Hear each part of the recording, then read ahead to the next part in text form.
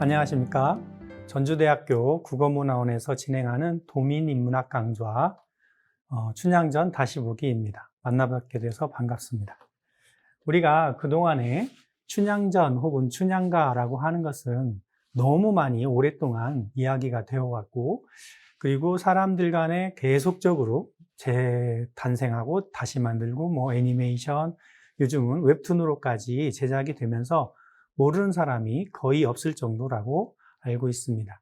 그래서 줄거리라고 이렇게 되어 있지만, 사실 이렇게 나와 있는 줄거리 같은 경우에는 이제 큰 대략적인 그런 줄거리로 이렇게 소개가 되고 있고, 사실 이 춘향전 혹은 춘향가라고 하는 것은 그 이본이랄지 아니면 그 이본에 따른 주제의식 혹은 그게 판소리로 옮겨졌을 때 굉장히 다양한 모습으로 바뀌고 있습니다. 그래서 이 춘향가가 지금까지 어떻게 살아왔고, 그 다음에 어떤 식으로 현대에도 적응이 되는가를 한번 살펴보는 시간을 갖도록 하겠습니다. 먼저 춘향가 줄거리를 보면, 남원부사 아들 이몽룡이 하루는 광안루에 놀러 갔다가 그네를 타는 춘향을 보았다. 한눈에 반한 이몽룡은 춘향을 만나고 그날 밤 두 사람은 사랑을 나누었다. 이 만나자마자 불꽃 튀는 사랑을 하기 시작을 한 건데, 이게 그 당시 상황으로 가능한 건지 어쩐지 그것도 지금은 문제가 되고 있죠. 그들의 사랑은 날이 갈수록 깊어갔는데 이몽룡 아버지의 이직으로 말미암아 헤어지게 되었다. 아직 관직에 나아가지 못한 이몽룡은 춘향이를 아내로 당당히 맞을 수 없기에 후일을 기약하고 춘향을 남겨두고 서울로 향했다. 어쩔 수 없는 헤어짐 혹은 이제 최초로 맞이하는 이별의 장면인데, 이 이별의 장면이 이들에게 어떤 의미가 있는지, 혹은 지금의 문학적인 시각으로 봤을 때 이몽룡과 춘향이가 어떠한 위치에 있는지를 한번 뒤에 살펴보도록 하겠습니다. 춘향이는 이몽룡을 기다리며 수절하고 있었는데 남원에 후임한 신임 부사 변학도가 춘향에게 반해 수청들라고 요구했다. 사실 이 춘향전에 이본이 여러 개가 있다고 했잖아요. 그래서 이 신임부사 변학도는 자기가 일부러 춘향이를 만나고 싶어가지고 남원부사를 자청을 한 걸로 그렇게 나옵니다. 그렇게 보면 지금 춘향이의 미모가 저 멀리 한양에까지 이렇게 소문이 났다라고 하는 것을 알 수 있는데, 그것 때문에 이제 변학도는 남원에 오자마자 바로 자기에게 이렇게 춘향이를 소개하라고 요구를 하고 있습니다. 춘향이 수청들기를 거부하자 분노한 신임부사가 춘향이를 옥에 가두고 매질을 합니다. 이런 매질하는 장면이 이 춘향전에서 굉장히 중요한 장면인데, 그렇기 때문에 이게 이제 나중에 던음이라고 하는 형식으로 십장가 형태로 나타나기도 하고 그렇습니다. 이때 서울에서 이몽룡은 장원급제하여 암행어사가 되어 남원으로 내려오게 됩니다. 사실 지금 이 문장만 놓고 보면 이몽룡이 장원급제를 하자마자 암행어사가 되어가지고 남원으로 내려온 것처럼 이렇게 되어 있는데, 암행어사가 되는 과정을 살펴보면 보통은 이렇게 벼슬에 나아가가지고 차츰차츰 높아져서 어느 정도 지위가 높아진 다음에 암행어사로 파견이 됩니다. 그리고 파견이 될 때는 보통은 자기가 혹은 자기와 관계가 있었던 그런 지역으로는 파견을 가지 않습니다. 왜 그러냐면 친인척 간에 봐주거나 혹은 아는 사람이 그쪽에 파견이 되어 있다라고 하면 그 친구를 이제 좋게 봐주거나 혹은 나쁜 사람이 있다면 더 강하게 처벌을 하는 그러한 사례가 있기 때문에 보통은 암행어사로 나아갈 때는 그런 지역은 피해서 이렇게 내보내게 되는데, 지금 여기 같은 경우 남원은 아버지가 그쪽에서 이미 부사를 지냈던 지역이기 때문에 사실상 이몽룡은 이런 암행어사의 그런 체계에 보면 그쪽으로 암행어사로 나갈 수가 없었습니다. 그런데 이제 어쨌든 암행어사가 돼서 남원으로 내려오게 됩니다. 그리고 거지 행색을 하고 숨어든 이도령은 자신의 신분을 숨기고 춘향의 모와 춘향을 만납니다. 춘향의 상황을 파악한 이몽룡은 남원부사의 생일날 어사출두하여 변학도를 비롯한 탐관오리를 징치를 하게 됩니다. 이게 이제 춘향전의 하이라이트라고 할 수 있죠.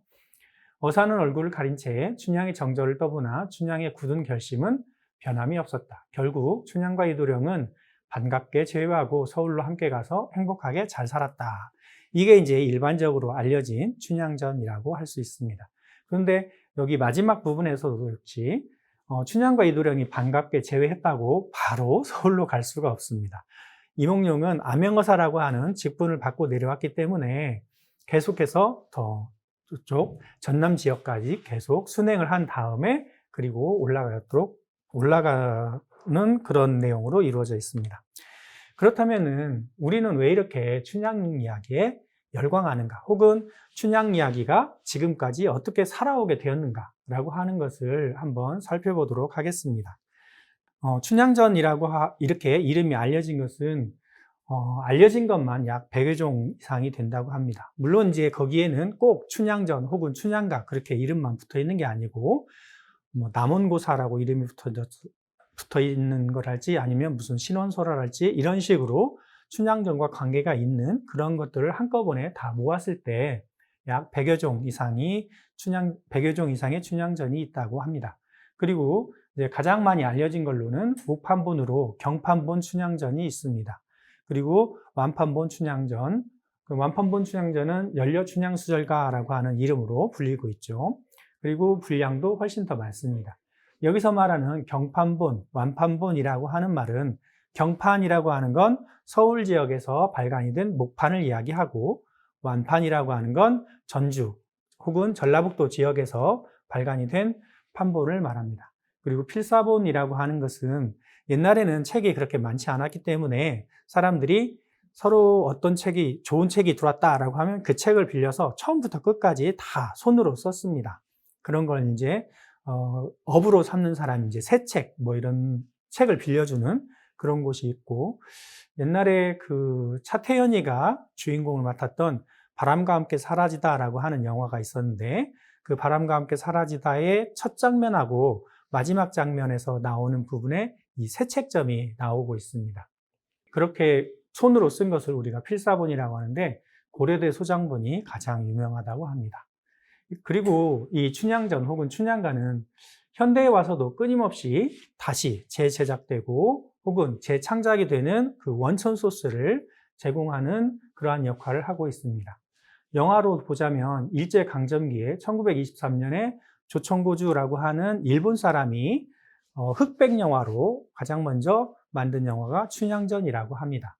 그리고 그 이후에 계속해서 5, 60년대, 그 다음에 70년대, 80년대, 그리고 가장 마지막으로 2000년대에 임권택 감독이 춘향견이라고 하는 영화까지 만들면서 약 30편이 넘게 제작이 된 걸로 알고 있습니다. 그리고 이 춘향전은 우리 이쪽 남한뿐만 아니라 북한에서도 많이 제작이 되고 있고요.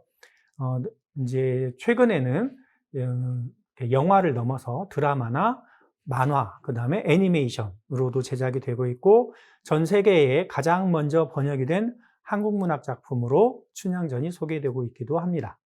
그 다음에 춘향전을 이제 원본 그대로 이어져 오는 춘향전이 있는 반면에 얘네들을 약간 내용을 바꿔가지고 그렇게 진행이 되는 그런 춘향전이 있었는데, 2005년도에 쾌걸춘향 같은 경우 퓨전 드라마, 보통은 우리가 춘향이 캐릭터하고 이몽룡 캐릭터를 봤을 때 이몽룡 캐릭터가 사랑이나 아니면 어떤 행위 이런 거를 주도하는 입장에 있다라고 한다면, 춘향 캐릭터는 순종적이고 그에 따르는 그런 캐릭터로 이렇게 나오는데, 이 쾌걸춘향 같은 경우는 정반대로 춘향이가 역할을 주도를 하고 이몽룡이가 그것을 따라가는 그런 식의 약간 코믹한 드라마로 만들어졌던 드라마로 알고 있습니다. 그리고 2010년에는 영화 방자전이 만들어졌었는데, 거기에는 춘향이나 이도령이나 방자라고 하는 인물이 기존에 가지고 있었던 그런 전통적인 캐릭터의 이미지를 벗어던지고서 자기가 가지고 있는 욕망을 실현하기 위한 그런 특별한 인물로 이렇게 등장을 하게 됩니다. 그래서 춘향이 같은 경우는 이몽룡을 통해서 자기 신분을 상승시키고자 하고, 방자는 진정한 사랑을 위해서 춘향이를 이용을 하고, 또 이도령 같은 경우는 자기가 출세를 하기 위해서 춘향이라고 하는 미모의 여성을 이용을 하는 그러한 내용으로 이루어졌던 것이 2010년 방자전이라고 할 수 있습니다. 이 이외에도 영화, 드라마, 오페라, 만화, 지금은 이제 웹툰으로까지 이렇게 만들어지고 끊임없이 재생산되고 있는 우리나라 고전 중에 고전이라고 할 수 있습니다. 한번 이렇게 보면 이건 지금까지 만들어졌던 춘향전의 포스터, 지금 아까 30여 편 이상이 있다고 했잖아요. 근데 이제 대표적으로 몇 가지만 이렇게 살펴봤습니다. 일제시대 때 나왔던 영화 같은 경우는 자료도 거의 없고요. 흑백으로 되어 있어가지고 잘 볼 수가 없습니다. 이제 있긴 있는데 화질이 너무 흐리더라고요. 서쪽에 있는 1955년도부터 나왔던 춘향전 같은 경우도 있고, 지금 55년, 58년, 61년, 61년도에는 특이하게 이렇게 두 편이 한꺼번에 이렇게 제작이 되어가지고 서로 경쟁을 했었던 때도 있었습니다. 그리고 61년, 71년에 보면 저 남자 주인공이 신성일인데, 6, 70년대에 이 춘향전의 이몽룡 역할하고, 그 다음에 춘향이 역할을 맡지 않으면 당대의 최고 가는 배우다, 아니 배우가 아니다라고 하는 그런 말이 있을 정도로 춘향전에서 춘향과 이몽룡의 역할을 맡는 것은 당시에 아주 최고 가는 배우라고 인정을 받는다라고 했답니다. 그리고 이제 저쪽 76년에는 이제 이덕화가 머리가 풍성한 모습으로 이몽룡 역할을 했었습니다. 그리고 2000년에 임권택 감독이 국제영화제에 출품할 목적으로 춘향전을 만들었는데, 이 주인공이 조승우하고 이효정이라고 하는 배우인데, 지금 다른 춘향전에 나오는 춘향이나 이몽룡을 보면 상당히 나이가 있습니다.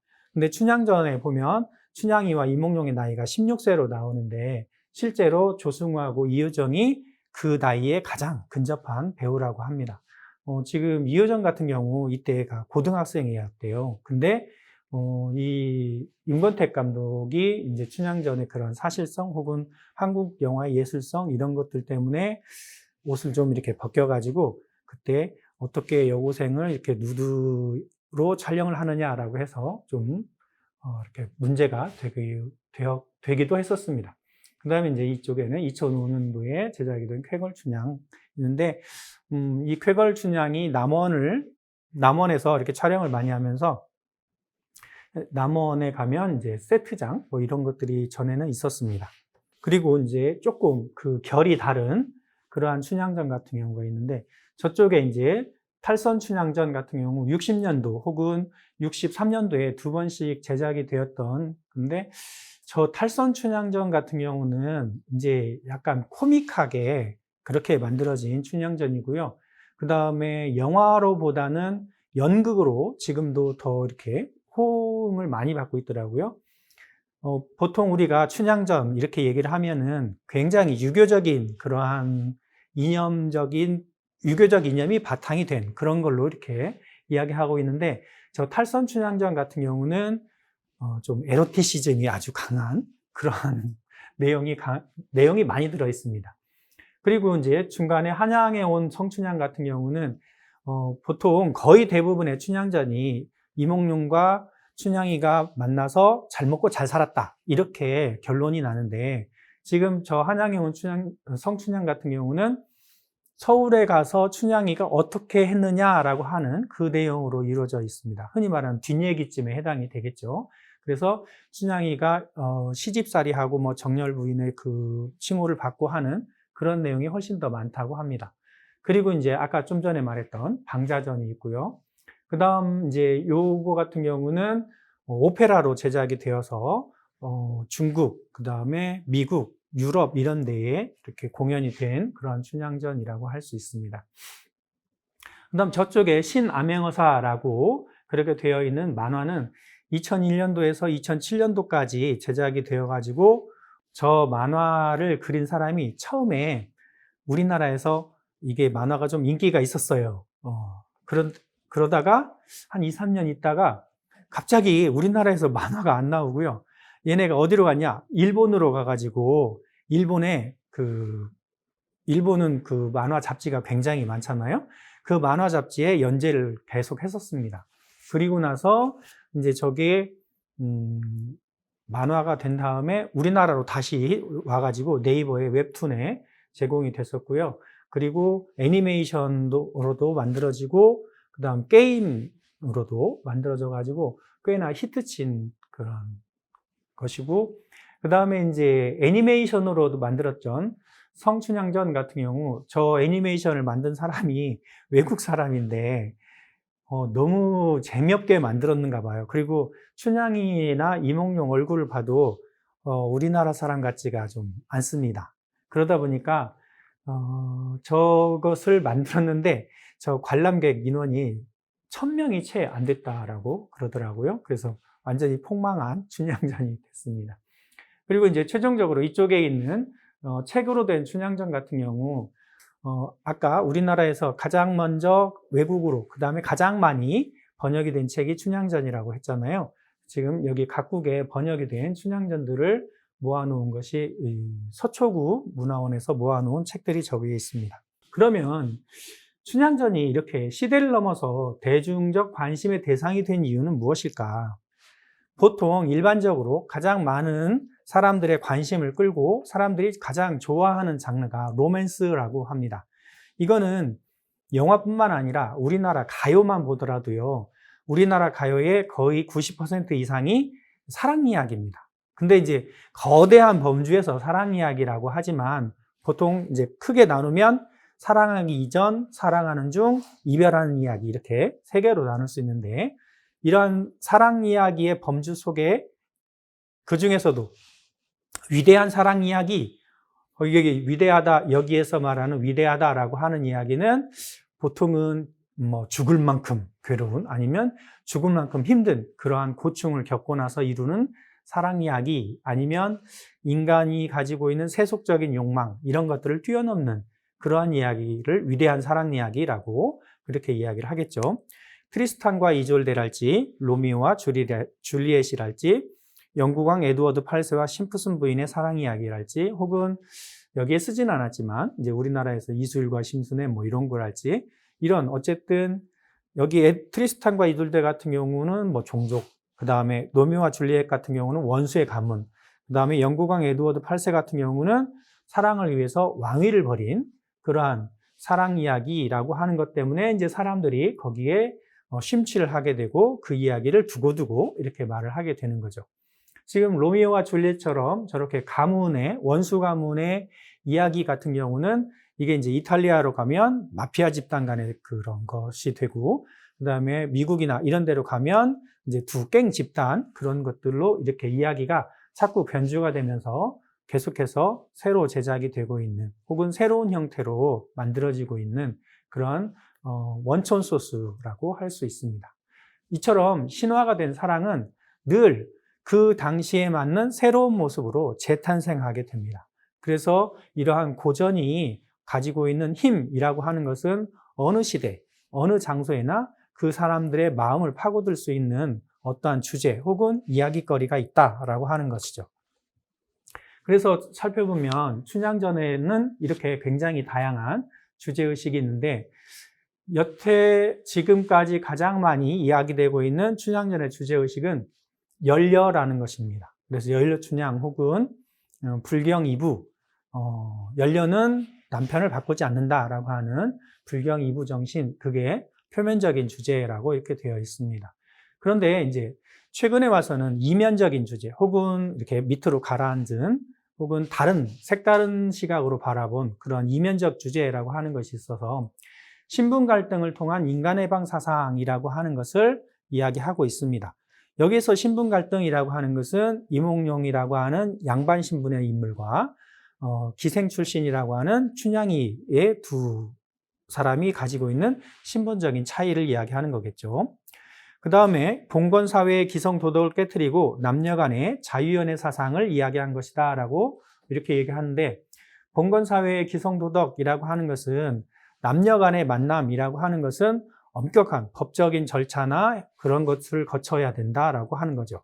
예를 들어서 결혼을 하려고 하면 결혼이라고 하는 건 가문 간의 결합이기 때문에 매파를 통해서 이렇게 서로 결혼 의사를 주고받고 그 다음에 거기 청혼서를 보내고 그런 식으로 해서 합의가 이루어진 다음에 그 다음에 결혼을 하는 건데 이몽룡과 성춘향이는 몽룡이가 첫눈에 보고 반해가지고 둘이 서로 사랑을 나누는, 그러니까 기존에 가지고 있었던 기존 관념도 깨트려버리고 그 다음에 남녀 간의 사랑을 하는 데 있어서도 엄격한 절차에 의해서 이게 사랑이 이루어져야 된다라고 하는 것도 깨트려 버리게 된 거죠. 그 다음에 두 번째로는 계급 타파와 신분 상승 의지라고 하는 것이 있는데, 사실 이게 7, 80년대에 가장 많이 춘향전의 주제의식으로 제시가 되었던 것 중에 하나가 이 계급 타파와 신분 상승 의지라고 할 수 있습니다. 즉, 계급 타파라고 하는 것은 뭐냐면, 춘향이의 신분이 기생의 딸이잖아요. 그래서 관기 혹은 천인이라고 이렇게 이야기를 하는데, 관기나 천인도 양반과의 그러한 혼인이 가능하다.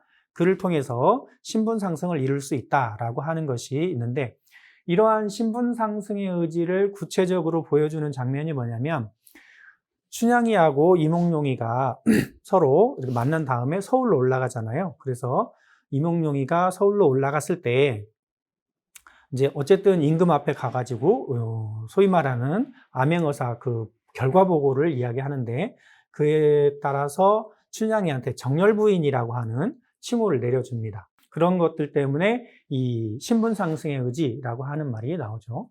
그 다음 이제 양반들이 좋아할 만한 정조관념 고취라고 하는 것이 있죠.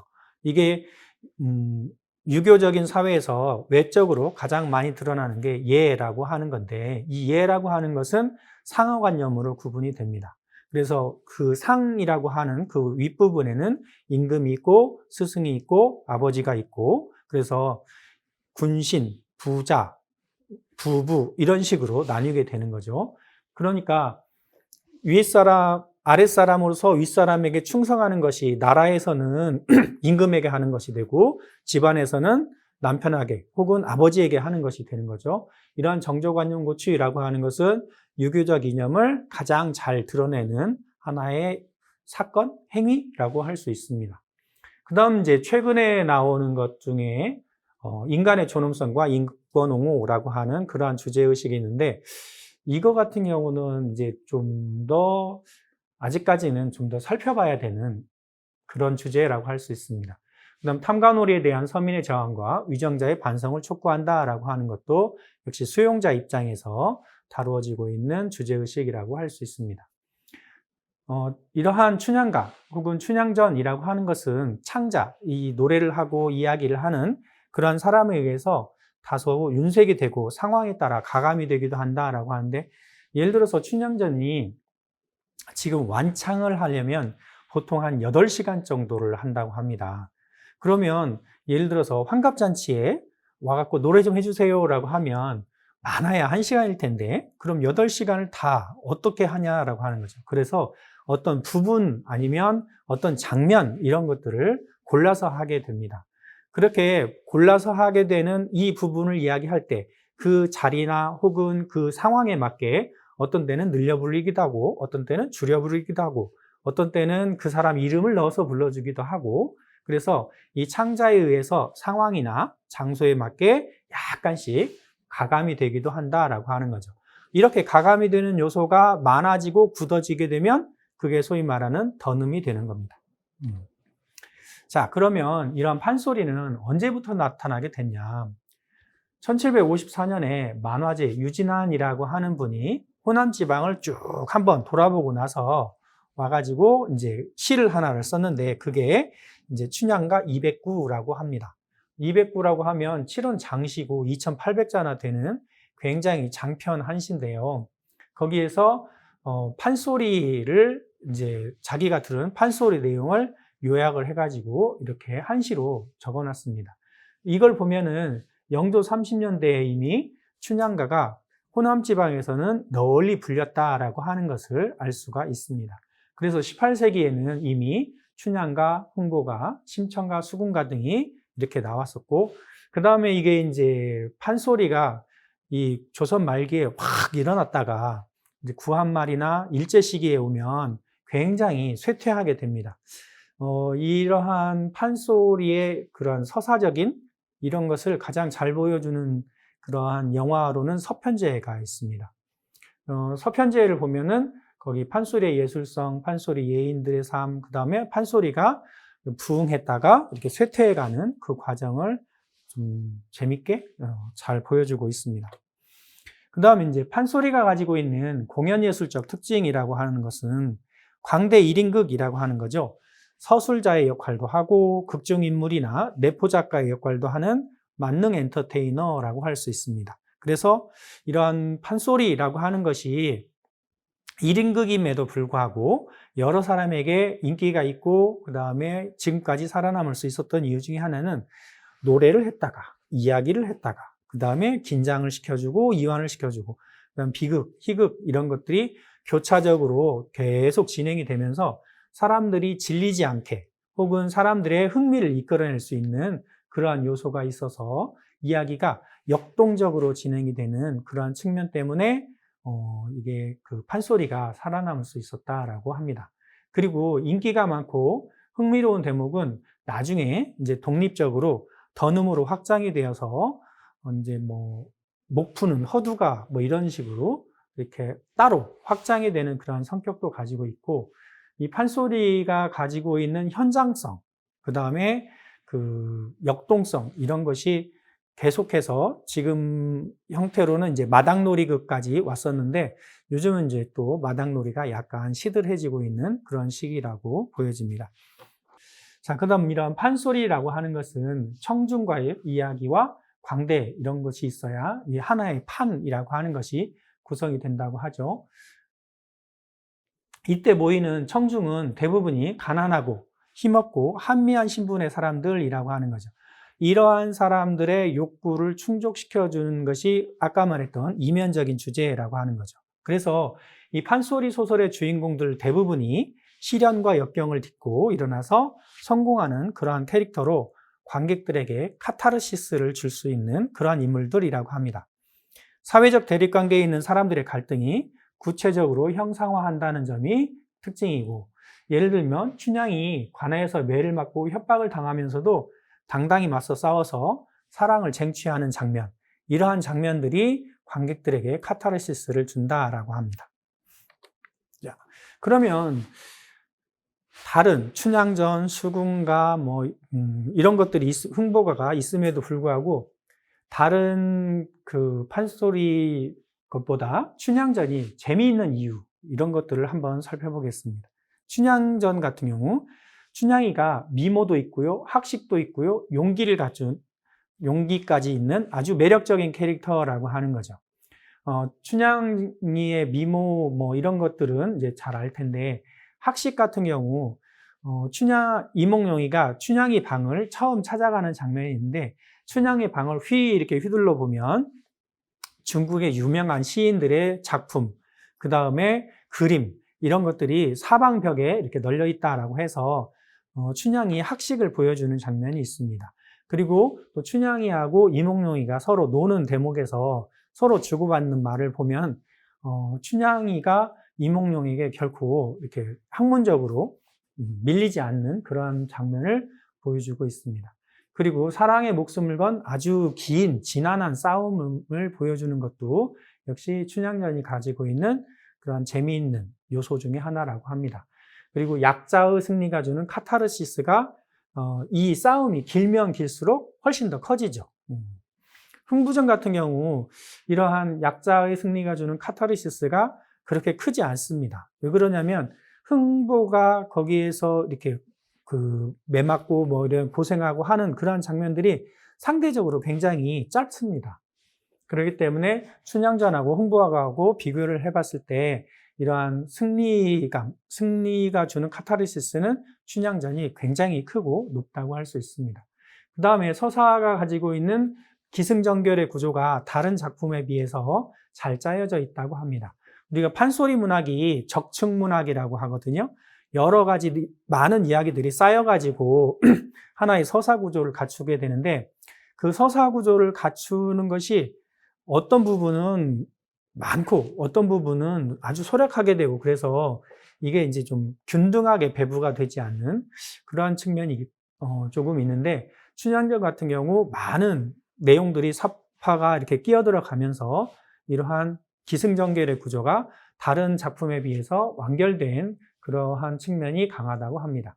그리고 유교적인 측면에서 독자에게 주는 교훈적 메시지가 확실하게 드러나는 것도 하나의 특징이라고 할 수 있습니다. 이러한 춘향전을 재미있게 하는 그 요소 중에 하나가 춘향 캐릭터의 매력이 그 주요 요소 중에 하나라고 할 수 있는데요. 이제 어디에서도 다 천상소녀도 울고 갈 아름다운 외모, 이렇게 춘향이의 미모를 극찬을 하고 있습니다.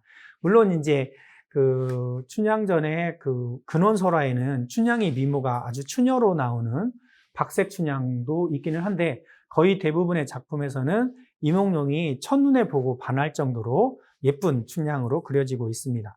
그리고 두 번째는 신을 목숨처럼 중히 여겨서 지배 권력 앞에서도 꺾이지 않는 강인한 성격을 보여주고 있고, 그래서 여린 소녀의 모습과 전사의 모습을 가지고 있다라고 하는 거죠.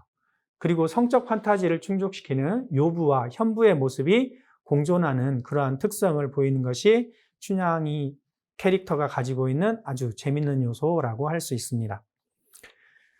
그리고 이제 대립과 갈등 양상에서 보면 주동인물과 반동인물이 있는데, 이제 그 주동인물로서의 춘향은 미천한 신분의 여린 여성이고 목적은 정절수호에 있습니다. 반면에 반동인물로서 변학도는 권력자인 본관 부사이고 수청을 강요를 합니다. 이 둘은 서로 자기의 목적을 위해서 굉장히 갈등을 많이 유발을 하는데, 마지막에 암행어사의 출현으로 갈등이 해소된다라고 이렇게 되어 있는데, 근대적인 문학작품 혹은 근대적인 시각으로 봤을 때 이 둘 사이에서 주동인물과 반동인물의 갈등 상황이 제3자인 암행어사에 의해서 갈등이 해소된다라고 했을 때 이게 이제 고전소설이 가지고 있는 한계가 아니냐라고 그렇게 평을 하시는 분들도 있습니다. 그런데 또 다른 연구 결과에 의하면 그 당시 상황에서 춘향이는 다른 인물의 도움이 없이는 이 갈등을 해결할 수가 없다고 합니다. 그렇기 때문에 암행어사라고 하는 인물이 등장을 할 수밖에 없다라고 그렇게 평을 하기도 합니다. 최근에 와서는 춘향전에 대한 새로운 해석이 시도가 되고 있는데요. 미천하고 연약한 여성 춘향이 주위의 도움 없이 매질과 옥살이를 이겨내고 특권계급의 전횡과 사회적 신분질서의 모순에 항거함으로써 자아를 실현하고 인간의 해방이라는 보편적 가치를 이룬다라고 하는 이런 내용으로 주제의식이 조금 더 확장이 되고 있습니다. 그러니까 처음에는 이제 연려였다가 그 다음에는 이제 아까 신분 상승이었다가 지금은 이제 인간 해방이라고 하는 보편적 가치라고까지 이렇게 주제의식이 자꾸 변하고 있는 걸 볼 수 있습니다. 그렇다면은 춘향이라고 하는 인물이 정절을 수호하는 것인가 아니면 신분 상승의 욕망을 표현하는 것인가 라고 할 때 표면적 주제와 이면적 주제로 아까 나눠봤었죠. 그래서 이 표면적 주제도 사람들한테 잘 받아들여지고 이면적 주제도 사람들한테 잘 받아들여지는 건데, 지금 이러한 경우의 작품이 그렇게 제가 볼 때는 좀 특이한 케이스라고 그렇게 보여집니다. 왜 그러냐면 거의 대부분 표면적 주제하고 이면적 주제는 서로 상충하는 경우가 많거든요. 그런데 지금 춘향전 같은 경우는 이 두 개가 자연스럽게 사람들에게 받아들여진다라고 하는 거죠. 표면적으로는 연려의식을 고취한다라고 하는 거죠. 기생신분의 여성과 양반집 도령이 사랑으로 신분 차이를 극복하는, 그래서 기생신분이라고 하는 이 여성의 그 신분 상승 의지, 이런 것들을 연려라고 하는 걸로 이렇게 포장을 하는 거죠. 그 다음에 이 열이라고 하는 것이 전통적이고 유교적인 윤리가 표면적 주제로 나타나지만은 반면에 봉건사회 신분적 속박을 벗어버리고 근대적인 사랑, 자유연애 이런 것들을 이루고자 하는 그 내용이 이면에 들어있다라고 하는 거죠. 그 다음에 이제 이러한 그 주제의식은 시대에 따라서 이렇게 자꾸 변하게 되는데, 유학의 명분론 혹은 물질주의적 사고 이런 것들이 등장을 하게 되면서 표면적 주제하고 이면적 주제에서 이제 또 다른 새로운 주제, 즉 열린 독자의 개념이 등장을 하면서 이제 인간 해방이라고 하는 걸로 주제의식이 점차 변화하게 되었다라고 하는 겁니다. 그래서 이 독자들 같은 경우는 열린 텍스트를 통해서 적극적으로 의미를 재생산하게 되는데요. 예를 하나 들어볼게요. 지금 기존에 우리가 문학작품을 해석하는 방법은, 자, 저기 작가가 있었고요. 그 다음에 작품이 있었고 독자가 있습니다. 그래서 가장 초기에 했었던 그런 문학 비평 방법은 작가가 자기의 생각이나 사상 혹은 사회적인 현상을 작품에 어떻게 녹여냈느냐라고 하는 그런 인상주의적인 비평, 이런 것들을 많이 했었습니다.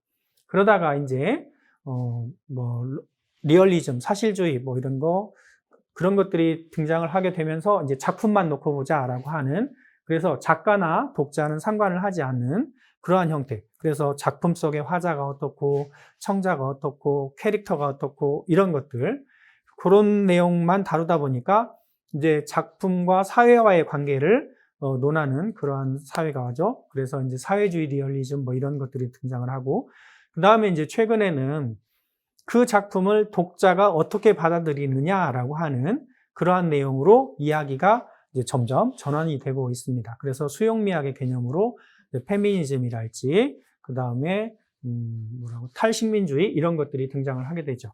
이 독자의 측면에서 보자면 춘향이라고 하는 인물은 페미니즘 전사가 될 수도 있다라고 하는 거죠. 그래서 앞으로 춘향전은 새로운 모습으로 계속해서 나타날 가능성이 높은 거죠. 그러한 가능성을 보여주었던 작품이 앞에서 이야기했었던 쾌걸춘향이나 방자전 같은 경우가 있습니다. 자, 그러면 이제 다시 변학도가 춘향을 가둔 것은 합법적인가라고 하는 이런 문제를 한번 살펴보도록 하겠습니다. 이것은 이제 사회와 그 춘향전이라고 하는 작품과의 관계에 대해서 살펴보는 건데요. 그 변학도 행위가 그러면 정당한가라고 하는 문제인데, 춘향의 미모에 반한 변학도가 춘향에게 수청을 명하는데 춘향은 정절을 지키고자 수청을 거부하죠. 이 하나의 사건만 놓고 보면 춘향이라고 하는 인물은 선한 인물이고 변학도는 파렴치한이 됩니다. 그런데 이러한 것들이 이제 춘향이를 선한 인물로 만들고 그다음 변학도를 파렴치한으로 만들면서 암행어사가 그것에 대해서 징치를 하게 되죠. 그러면서 이것이 이제 권선징악 혹은 연려라고 하는 그러한 주제의식으로 결론이 나는데,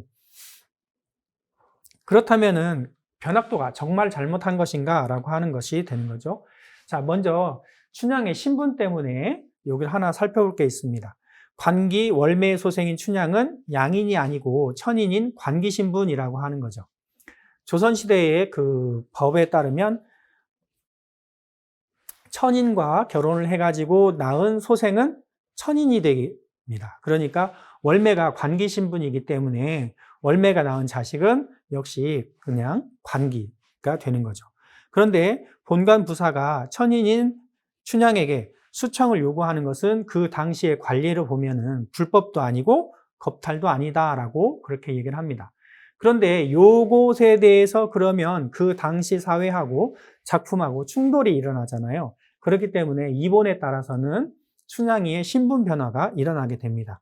그래서 대비정속이라고 하는 걸로 양인 신분으로 바꿔주는 그런 경우가 있는데, 이 대비정속이라고 하는 말은 이제 양반하고 천인하고 결혼을 해서 낳은 소생이 있다라고 하면 어떻게 보면 모계 쪽을 따르면 천인이긴 하지만 부계 쪽을 따르면 그래도 양반의 소생이잖아요. 그래서 많은 돈을 들여가지고 자기 집안에 있는 노비를 대신에 그 천인으로 보내고 그 자식을 양반으로 이렇게 하는 걸 대비정속이라고 합니다. 그래서 이러한 대비정속을 해서 이제 신분을 바꾸기는 하지만 그래도 대부분은 그 집에서 이렇게 대우를 받지는 못했다라고 합니다. 그리고 또 하나는 갈등 해소 후 춘향 이름이 기적에서 삭제되고 정열부인이 되는 설정. 근데 이거 같은 경우는 소위 말해서는 통과 의례를 지나고 난 다음의 문제이기 때문에 약간은 논의가 좀 다른 것 같습니다. 그 다음에 세 번째는 아버지가 성참판이라는 명문 대가의 인물로 설정을 해서 춘향의 성씨를 성춘향이라고 그렇게 하는 것도 많습니다. 그래서 앞에서 보았었던 그 영화 포스터 중에는 춘향도 있고 춘향전도 있고 성춘향도 있습니다. 그래서 성참판의 서녀로 설정을 했는데, 이 3번 성참판의 서녀로 설정을 했다고 하더라도 그래도 관기라고 하는 관기 후손이라고 하는 것은 변함이 없는데 그나마 조금 요즘 말로 하면 물타기를 한 것 같죠. 그 다음에 천상선녀였는데 하늘에서 죄를 지어서 인간 세계에 적강한 인물이다라고 하는 그러한 이본도 있었습니다. 그래서 춘향이라고 하는 사람이 신분상으로 천인이긴 하지만 그래도 이제 뭐 반쪽 양반이네, 그 다음에 천상선녀네, 이런 여러 가지 상황으로 해서 이 천인으로서 그 신분 상승을 할 수 있는 그러한 밑밥을 깔아놓은 걸로 이렇게 보여집니다. 그렇다면은 대비종속을 통해서 신분이 변화된 춘향은 관리의 강요를 거부할 수 있는 자격을 획득한 그러한 신분이 된 걸로 볼 수가 있습니다. 이렇게 되면 변사 또는 잘못을 하게 되는 거죠. 반면에 관기로서 춘향은 수청을 거부를 하게 되면 처벌을 받게 된다라고 할 수 있습니다. 그래서 이 부분 때문에 춘향전에서 춘향의 신분이 변화를 겪게 되는 근본적인 이유가 나타난다라고 할 수 있습니다. 그런데 이제 또 다른 한편에서 보면 이도령을 비판을 해보자면 이도령이 참 이기적이고 무부책임한 그러한 인물로 나옵니다. 사실 이제 암행어사가 되어서 내려온 그 과정 이전의 것을 다루는 건데 춘향전에 나타나는 두 가지 핵심 갈등 중에 하나가 이도령과 춘향의 이별 상황이고 또 하나는 춘향과 봉관부사 변학도의 그런 갈등 상황이거든요. 그래서 여기에서 보면 이도령과 춘향이 낳은 이 갈등 상황에서 보면 이도령이가 자기는 출사하지 못한 벼슬길에 나서지 못한 미성숙한 그러한 존재이고 그 다음에 춘향이는 관기라고 하는 천한 신분이기 때문에 사회적이고 그 다음에 신분적으로 아주 큰 그런 차이가 있는 거죠. 근데 이 상황에서 이도령은 이러한 두 가지 상황의 차이를 극복할 만한 노력이나 의지를 이렇게 그 춘향전 보면 이제 잘 보여주지 못한다라고 그렇게 하고 있습니다. 그래서 이도령의 이러한 무책임한 행동 때문에 결국은 춘향의 운명이 비극이 되는 그런 상황이 올 수도 있었다라고 하는 거죠. 그런데 이러한 신분격차에서 이제 여기 보면은 사랑을 할 때는 굉장히 좋아하다가도 이별을 하는 장면에서는 데리고 가지 못하는 그러한 무능력한 모습을 보이고 있습니다. 그런데 이제 그에 반해서 춘향이는 목숨을 건 싸움을 하고 승리를 해냈다라고 하는 거죠. 그런데 이제 춘향이가 목숨을 걸 수밖에 없었던 그러한 이유 중에 하나는 신분 상승 혹은 신분의 갈등에서 나타나는 것은 다른 어떠한 갈등 양상보다 굉장히 그 복잡한 양상을 보여주고 있습니다. 예를 들어서 흥부가 빈자와 부자의 갈등, 즉 빈부 갈등인데 여기서는 흥부가 박을 탐으로써 얻어지는 막대한 부를 통해서 흥부의 그러한 그 갈등을 해소를 시켜주죠. 그 다음에 조선시대 중인이었던 상인이나 역관이나 의관, 기생들 같은 경우도 전부 다 이 사람들은 부를 쌓을 수 있는 그러한 기반을 마련한 사람들이라고 할 수 있습니다. 그런데 상인이든 역관이든 뭐 기생이든 이런 사람들이 많은 부를 쌓았다고 하더라도 그 부를 통해서 신분 상승을 이룰 수 있냐라고 하는 것은 전혀 다른 문제가 됩니다. 그래서 춘향에게 연민을 느끼고 탐관오리의 횡포를 비난은 하지만 이걸 통해서 혁명 같은 그런 활동을 통해서 이렇게 신분을 바꾸자라고 하지는 못한다라고 하는 거죠. 그런데 이제 춘향의 신분상 갈등은 결국 결말에 가서 춘향이 정열 부인에 봉해지는 걸로 이렇게 해소가 되는 겁니다.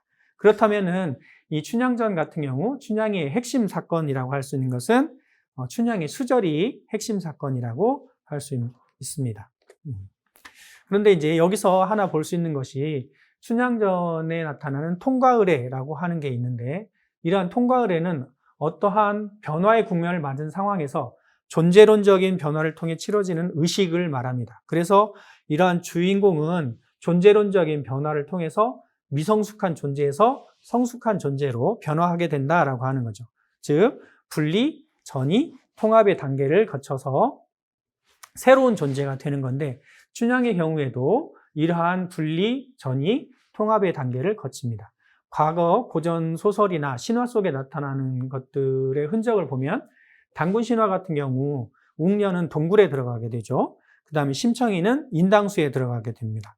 그리고 춘향은 감옥이라고 하는 공간에서 새로운 신분을 얻게 되는 그러니까 전이의 과정을 거치게 된다라고 할 수 있죠. 그런데 춘향이 같은 경우 격리 단계 같은 경우는 본관부사의 명으로 옥에 갇히게 되고 그 다음에 전이 단계에서는 갖은 고초를 당하면서 옥중 생활을 견디는 거고 통합 단계에서는 이몽룡과 해우하고 혼인하여 상경하게 됨으로써 춘향이는 이러한 통과 의례를 거쳐서 신분 상승이 마땅한 의미를 가지게 된다라고 하는 거죠. 암행어사인 이도령이 출도해서 춘향의 정절을 시험하는 장면은 유의적이고 극적인 장치로서 춘향의 시련을 가장 극적인 상태로 올려놓는 그러한 과정이라고 할 수 있습니다. 그래서 이러한 상태를 극복함으로 해서 오히려 정당성과 카타르시스를 부여하게 되는 거죠. 그런데 이러한 것들은 현재까지도 계속 결혼과 신분 상승의 통과 의례라고 하는 것은 현대에도 많이 변주가 되고 있습니다. 통과 의례를 통해서 지위를 상승시키고 가치를 실현하는 인물들로는 고구려 태왕인 주몽, 유리왕, 그 다음에 단군신화 옥녀. 주몽과 유리왕 같은 경우는 이제 유리왕 같은 경우는 그 단검을 찾아서 주몽을 찾아가 가지고 내가 당신의 아들이다라고 하는 그 단검을 찾는 과정이 이제 통과 의례라고 할 수 있죠. 그 다음에 이러한 통과 의례는 신분 제약이 강할수록 더 치열해지는 경향을 보여주고 있습니다. 신분상 제약을 뛰어넘는 욕망으로 춘향전을 새롭게 조명한 영화가 이제 여기 방자전이라고 이렇게 되어 있고, 그 다음에 이러한 것들은 다시 이제 경제적, 사회적 약자가 꿈꾸는 신분 상승의 드라마로 현대에서는 이렇게 다시 나오고 있습니다. 대부분 여성의 성공은 결혼을 말하고 결혼은 곧 신분 상승을 의미하는 그러한 공식화된 것들이 지금 여기에 나와 있는 이런 드라마들인데, 사랑을 그대 품 안에 할지, 별은 내 가슴에 파리의 연인, 풀하우스, 붕, 그 다음에 이 뒤에 나와 있는 내 이름은 김삼순 같은 경우에 거의 대부분 남자 주인공은 이제 사장, CEO, 그 다음에 능력 있는 사람 이런 식으로 다 나옵니다. 그런데 거기에 나와 있는 여자들 같은 경우는 거의 대부분 미모에 평범한, 그 다음에 가난한 그러한 여성들로 이렇게 채워져 있죠. 그래서 거의 대부분 여주인공은 신분이 미천하고 가난하지만 아름다운 외모를 자랑하는 걸로 그렇게 되어 있습니다. 다만 여기 내 이름은 김삼순 같은 경우 종래 드라마와 차별된 캐릭터가 등장을 하는데, 여기에서는 여자 주인공이 기존에 가지고 있었던 캔디형 혹은 신데렐라형 그런 그 형이 아니고 촌스럽고 평범하고 30을 바라보는 노처녀의 말투도 막 이렇게 거침이 없고, 그 다음에 남자 사원들과 맞서가지고 이렇게 순종적이거나 그렇지 않은 그러한 여자로 주인공이 나옵니다. 그래서 다른 드라마와 다르게 주인공 이름, 내 이름은 김삼순이 이렇게 여자 이름이 주인공으로 등장한 사례라고 할 수 있습니다. 이러한 이야기는 수많은 이야기 속에서 현대판 이도령과 춘향이 그리고 주변 인물들의 구성 방식을 낳고 있는데, 거의 대부분 남성 파트너는 재벌 2세 혹은 젊은 CEO나 엘리트로 나오고, 변학도 캐릭터는 굉장히 다양한 형태로 나타납니다. 꼭 이렇게 춘향이를 괴롭히는 혹은 춘향이하고 그 이도령의 결혼을 방해하려고 하는 인물로 나타나는 것뿐만 아니라 직장 상사 혹은 또 다른 제3의 남자친구 이런 식으로 나타납니다. 그리고 이제 미천한 여성을 며느리로 받아들일 수 없는 회장님과 사모님 같은 경우는 이도령의 가족 그쪽으로 나오겠죠. 반면에 춘향이 가족 쪽에서는 오를 수 없는 나무는 쳐다보지도 말라라고 하는 그런 친정 식구들의 모습으로 이렇게 구성이 되기도 합니다. 그래서 지금까지 춘향이라고 하는 그러한 원천 소스가 이렇게 다양하게 현대적인 드라마 혹은 영화로도 계속적으로 바뀌는 것을 알 수가 있습니다. 춘향전이라고 하는 하나의 이야기가 시대의 고전이 될 수 있었던 이유는 무엇인가? 주제와 서사 구조가 가지고 있는 탁월성과 다양한 주제 때문이라고 할 수 있습니다. 그리고 이러한 주제는 각 시대와 개인의 취향에 따라서 진화와 재창조가 되고 있습니다. 여인의 정절, 부정한 관리에 대한 저항, 남녀 간의 사랑, 민중의 신분 상승 욕구, 그리고 최근에 인간 해방이라고 하는 주제까지 계속해서 변하는 만큼 춘향전이라고 하는 이야기는 앞으로도 더 다양한 이야기로 변주가 될 거라고 생각이 됩니다. 여기까지 해서 춘향전에 대한 다양한 이야기 혹은 춘향전 다시 보기라고 시간을 마치도록 하겠습니다. 감사합니다.